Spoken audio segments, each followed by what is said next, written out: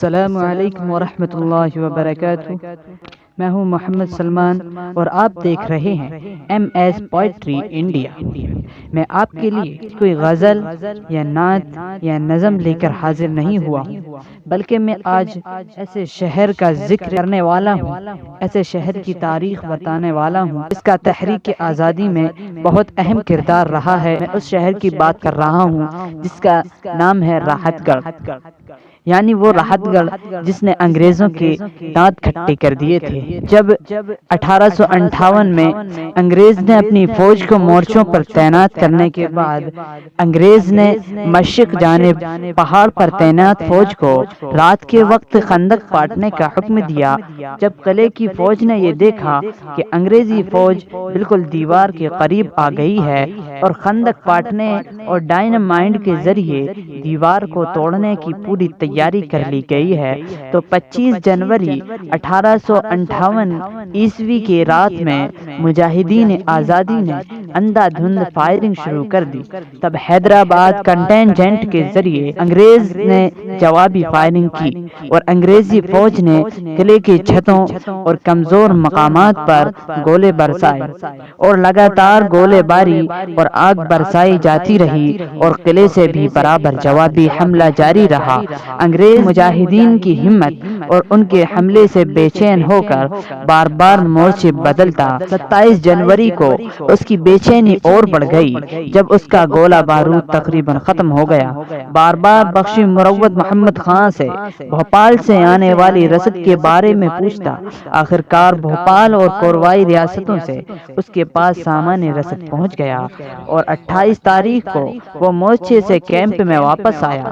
اسی دوران صبح خورئی قلعے سے آنے والے بانپور کے راجہ مردان سنگھ نے تقریباً 1500 یا 2000 فوجیوں کے ساتھ بینا ندی پار کر کے انگریز کے کیمپ پر دو طرف سے حملہ کر دیا۔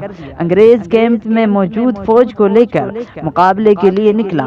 دوسری طرف سے کیپٹن ہیرے نے راجہ کی فوج کا مقابلہ کیا۔ سخت لڑائی کے بعد بانپور کے راجہ اپنی فوج لے کر چندراپور کی گھاٹی کی طرف پسپا ہو گئے۔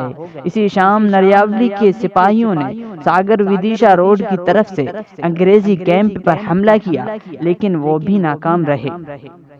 کھوری سے آنے والے فوجیوں نے چندراپور میں سندھیا کی طرف سے آنے والی رسد پر حملہ کر کے اس کے انچارج کو قتل کر دیا۔ پھر وہ لوگ برودیا کی طرف واپس ہو گئے۔ قلعے کے اندر موجود سپاہی جاں بازی کے ساتھ انگریزی فوج کا مقابلہ کرتے رہے، چونکہ مشرقی جانب کی دیوار تک 25 جنوری کو ہی انگریز نے رسائی حاصل کر لی تھی اور اس دیوار کو توڑنے کے لیے مسلسل گولہ باری اور ڈائنامائٹ استعمال کیا جا رہا تھا۔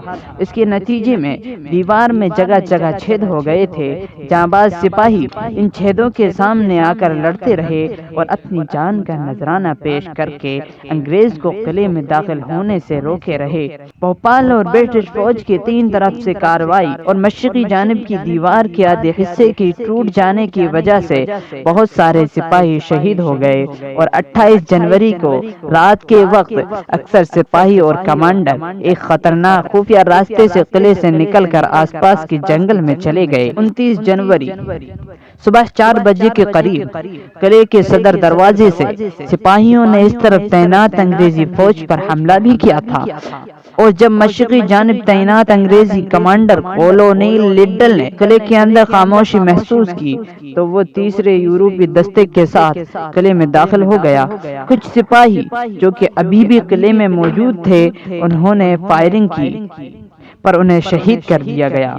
اس طرح 3 دن اور 4 راتوں کی مسلسل گھمسان لڑائی کے بعد 29 جنوری 1858 عیسوی کی صبح راحت گڑھ شہر کی سرزمین میں انگریز ملعون کا قبضہ ہو گیا اور مجاہدین آزادی کا ایک مرکز زوال کا شکار ہو گیا۔